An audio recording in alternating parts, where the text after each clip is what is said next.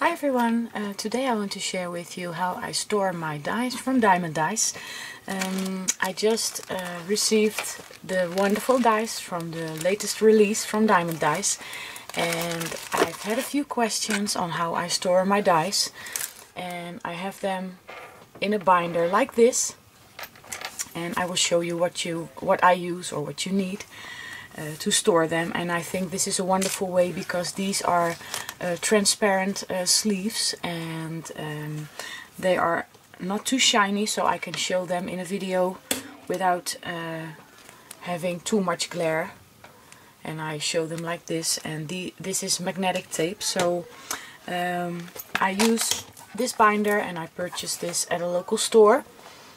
And you can also have one with 2 rings, but I love the fact that this one has several rings because these will stay straight in this binder. So of course you need a binder, and I like to use these sleeves to go in the binder, and I'm going to measure them for you.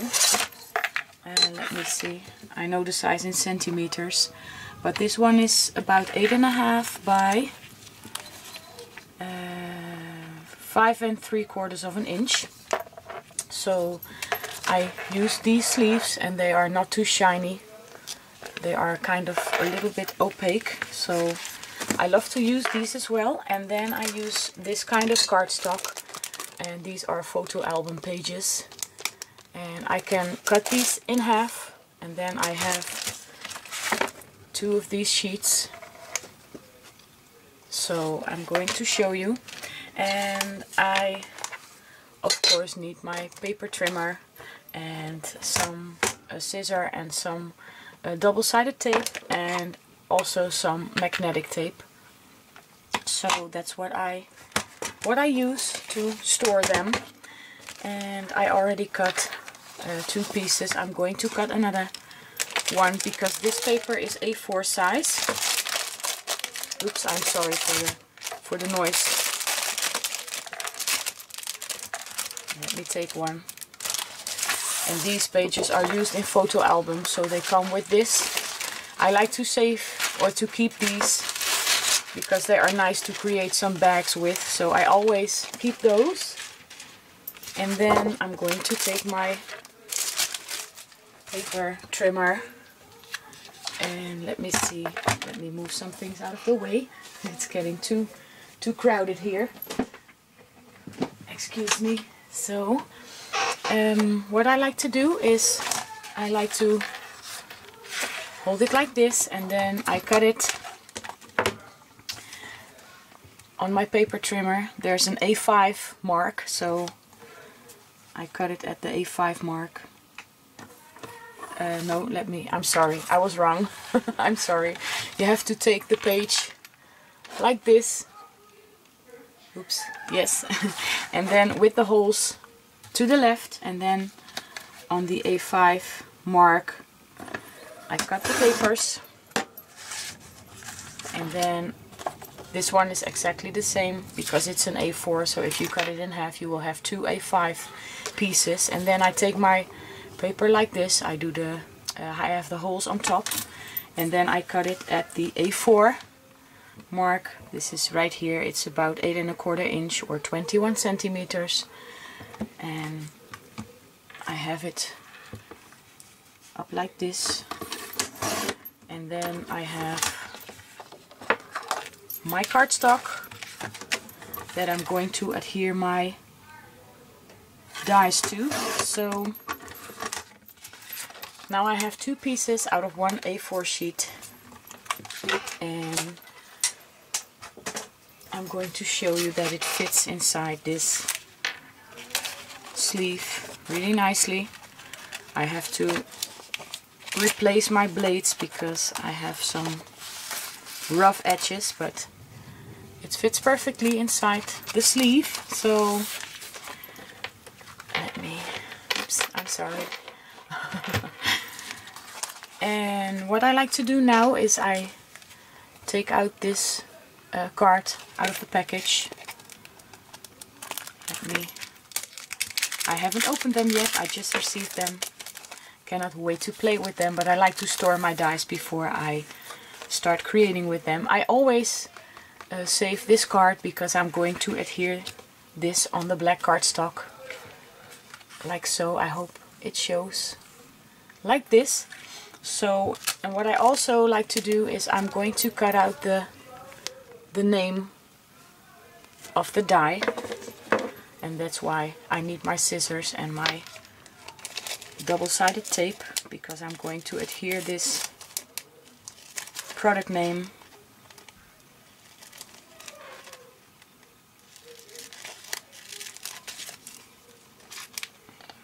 so, like so. And I'm going to move this one aside for the moment.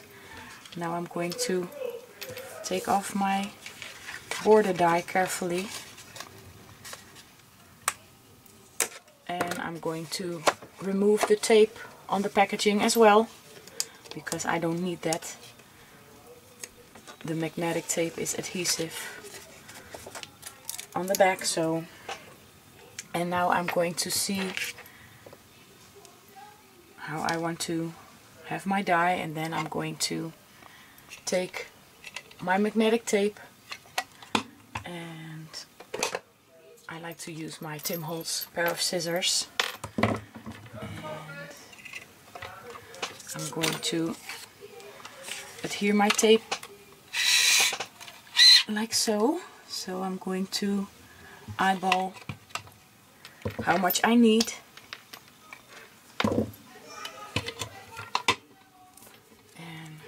Let me check if I'm in frame. I'm going to adhere it like this. And now my die will stay in place like this. It might not be perfect, but it works for me. So, like this. And now I'm going to adhere this piece on my black cardstock. And let me sand the edges a little bit, because like I said, I need to replace my blade. So in order to get them a little bit smooth, I always like to use this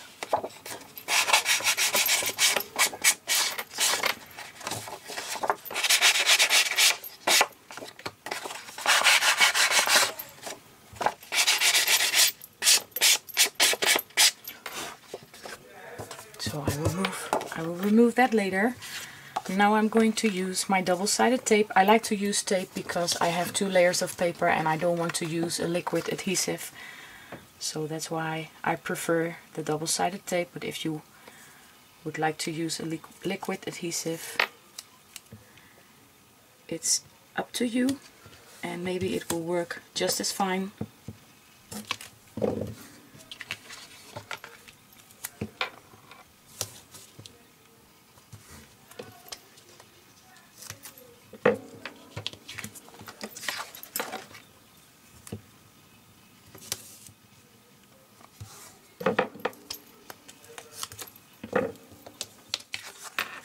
So, I'm sorry, I'm a bit quiet.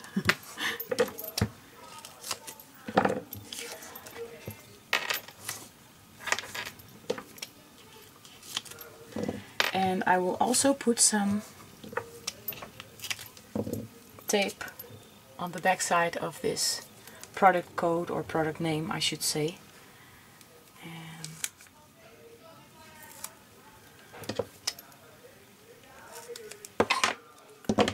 So this one is ready to adhere as well. And now I'm going to, oops, I have a little bit tape overlapping.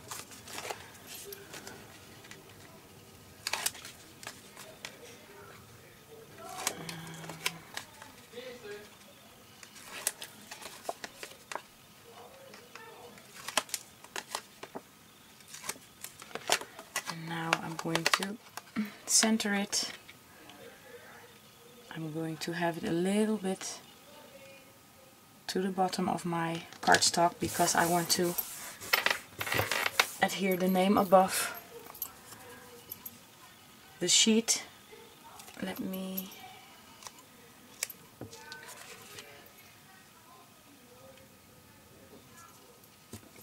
So, now I have it like this. And I'm going to place my die on top of the magnetic tape. And now, oops, I shouldn't bend my page because then my die will fall off, but I think you get the idea. And I'm going to store them like this. So I'm going to make some more of these sheets for all my new dies, and then when I'm done I will be back, so I will see you later. So I'm back. I've finished all my new dies from this release, except for the last one I didn't have enough of these sleeves, but I adhered it to the cardstock so I can show you. So this was the one that I did on camera, and it is like this with the name on top, and they stay in place perfectly because of the magnetic tape. So here's the palm tree, also the name on top, and I adhered the magnetic tape in a T shape. And here are the seahorses